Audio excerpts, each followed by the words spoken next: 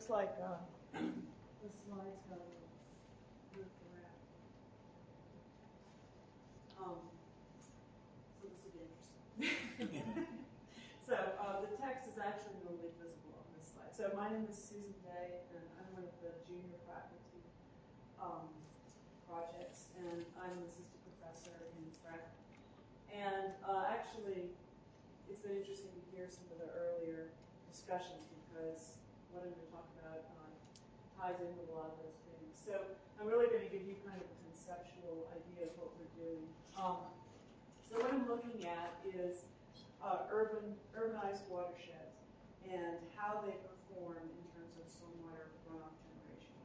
And so conceptually, if you think about this over here, so this is our forested watershed, we have a good sense of how to describe that and how that influences stream flow and so forth. Okay?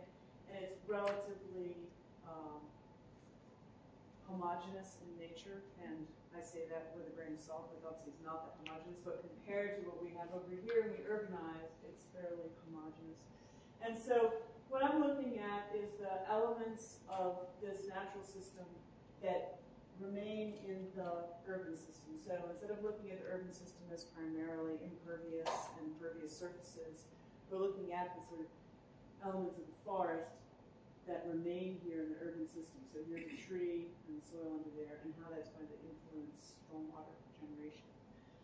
So the premise of this is that I really like the way this number on my text here is that the way we manage the individual site in small scale has a large impact on the performance of the watershed as a whole, and that's kind of the premise of a lot of the things that we're doing now, such as low impact development, stormwater BMPs, and the Sustainable Sites Initiative, which I'll talk about in a minute, which is associated with the U.S. Green Building Council that Annie talked about. And so the premise of all of those is that we can actually manage individual parcels to change the way they perform in terms of natural systems, but we're not really capturing that in terms of modeling and so forth. Okay? And this question of sustainability comes in here pretty heavily. Okay, so this, for example, is a building on Tom Creek Road that you may recognize. This building here is touted as being very energy efficient and very green and carbon conscious and everything. Yet the land around it has not really been managed. I shouldn't say not really, has not been managed in a way that is going to be promoting reduction in stormwater.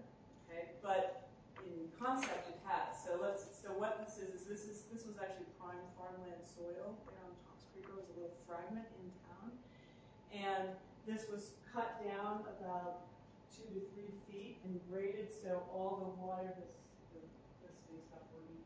Back in the back corner here, there's a bioretention area. And so we've engineered this site to drain all the water that way, but in the process we've lost the function of all of this soil as part of the natural system that could be the green infrastructure underlying the urbanization. Does that make sense? Okay, so this is also the premise of the Sustainable Sites Initiative, and it's interesting, the discussion about what sustainability is. Sustainable Sites Initiative is a voluntary certification system like LEED, and it is now being managed by the U.S. Green Building Council, so it's kind of a sister program to LEED. And sustainable sites, the concept, the driving force behind it was the LEED process really looks at the building, it doesn't look at the land outside the building. Okay, so we want to look at the performance of the land outside the building. And so U.S. Botanic Garden, American Society of Landscape Architects, Lakewood Johnson Wildflower Center with some funding from the EPA, a large foundation in Texas, and some other folks, put together a series of committees to define sustainability, okay, as a system, and make a voluntary certification system based on not practices but on outcomes. Okay, so in this case, they are hungry for data about what the outcomes will be from different kinds of site management practices, so outside buildings but in urban areas. And just for your information, this has gone through a development stage, a pilot stage, and is now opening for open enrollment this fall. And I've been on the technical core committee with this project. And so they're looking at the 3 prongs of sustainability and trying to defining sustainability as maintaining from an ecosystem service perspective. So we have an ecosystem service of some kind of regulation, whatever, and if we want to maintain it for future generations in perpetuity, does whatever has been created on this site permit that? That's kind of their bar. But that's sort of an aside to my project, but since we were discussing it, I thought I'd go into a little more detail. Okay, so back to what I'm trying to do is, sorry, I just can't help but laugh with the text here. So in that urban system, the site management influences obviously the production of vegetation, in particular trees. Okay, and so there's a feedback there. So as the trees, as the site management influences the tree growth, then the trees influence the soil structure and permeability, okay, to stormwater, and then of course you have the canopy capture. Okay, so part of the initial studies, which I won't go over today, involve how tree growth is affected by certain kinds of site practices. Okay, so we already have some we have data collected on that, and one peer-reviewed publication already, and another one in the works. Okay, so we'll just ignore the text. This is a tree, and so the effect of the site management is going to increase. It's going to reduce the size of the canopy and the density of the canopy, and all these ecosystem services that we're looking at our sustainability measures. Okay, so we're talking about water quality in this particular case. All right, so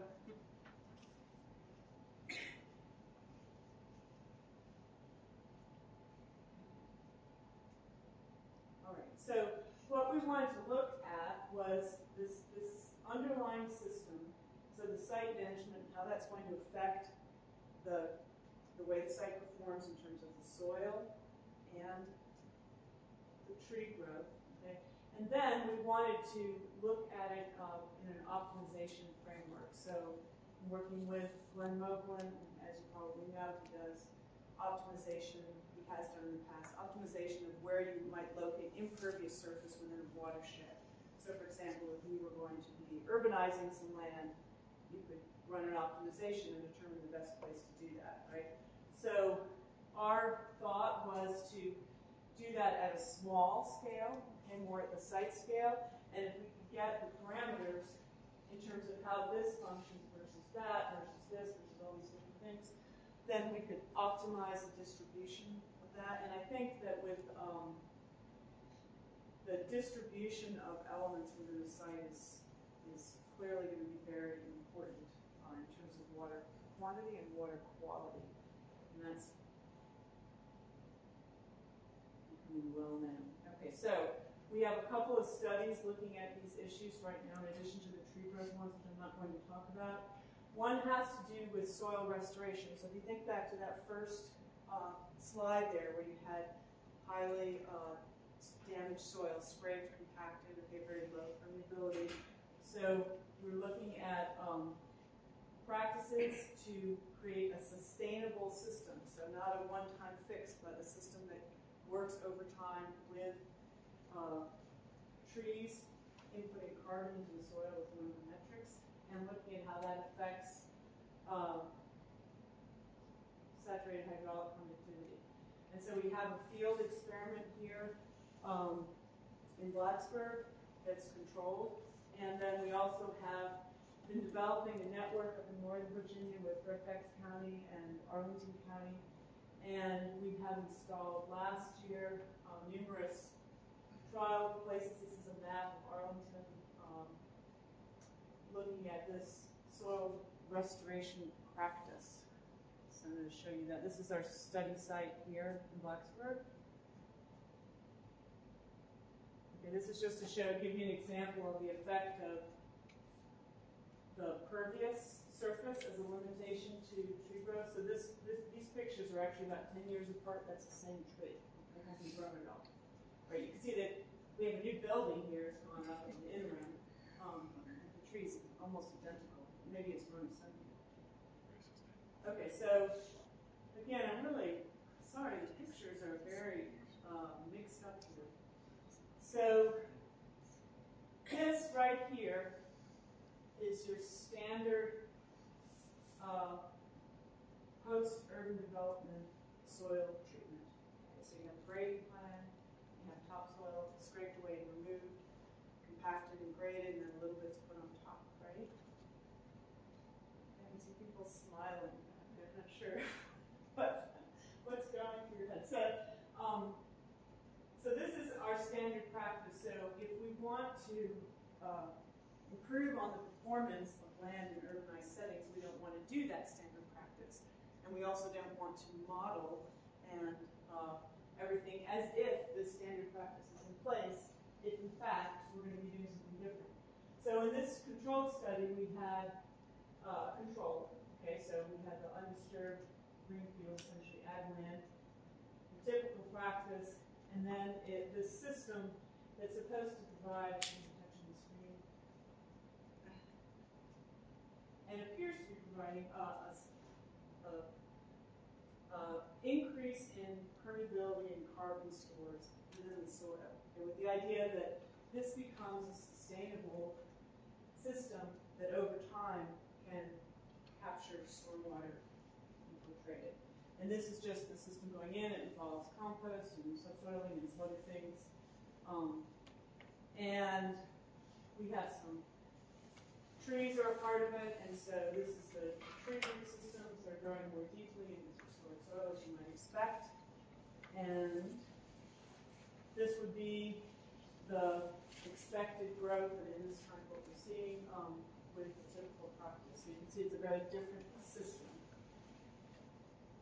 So just some of the data that we've found so far are a couple of things that are interesting and I think very promising are two things. We looked at looking at soil carbon at this point and also infiltration, but soil carbon, of course, can relate to aggregation, which is going to relate to permeability.